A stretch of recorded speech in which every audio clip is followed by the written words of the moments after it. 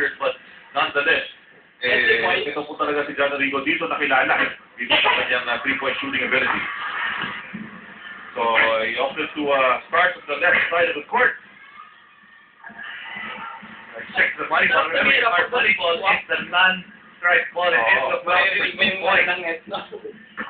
And si John Arrigo, ito, sanay na rin dito sa mga 3-point shootout competitions. Ito sa practice.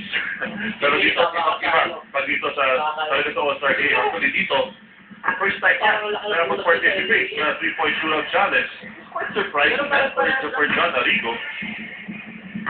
Pero ito, shooter, mga Korean. Nice stroke coming from John Arrigo. Here's the money ball, and he gets it again. Now, that money ball has helped him. Ito, last rack na po for John Arrigo. 7 seconds na lang natitira. And he has enough time. Ang maganda score ito, insert. Oh! So, yan po si John Arrigo. Okay, I can say it right now. I think I start to less stress on them. Mas malapit na tinitira nila ngayon. Kailangan mo ito yung timing mo per round. You have 60 seconds. Next up is Joe Devance. And of course, Joe Devance also first timer here in the 3-point shootout. May pinasali tayo mo, 6'6", 6'7", sumasali na ngayon sa 3-point shootout. Dahil pinasali mo yung mga ganyan kalalaking player, pagtatawanan ka pa di ba? Pero how the game has evolved, kaibigan, and the skills of the players. Ngayon, talagang kakaiba na. Pero mga 6'6", tutok na, hindi na na-shoot Pero ito, maganda nga yung rhythm dito ni Joe Devance. Ang bilis pa ka. It's on his 4th rack. Dami pang oras, easy lang. Next score, di ka anong ganda. Okay, John Arrigo. That's what he can take his time now. 15 seconds to finish the last rack. Para maihabol ito. Hindi pa, waved off kasi nasa-specific siya Remember, our score at your screen, in the bottom of your screen, is an unofficial score.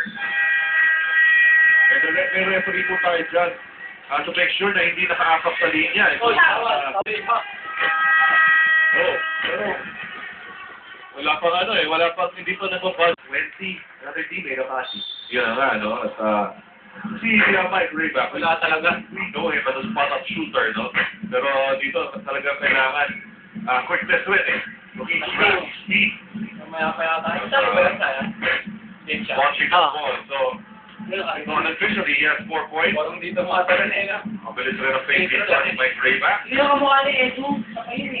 Si Noy wala, hindi kasali. He's on his 3rd rack. Noy Castillo.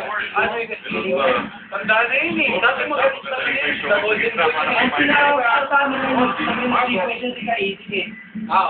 Plenty of time.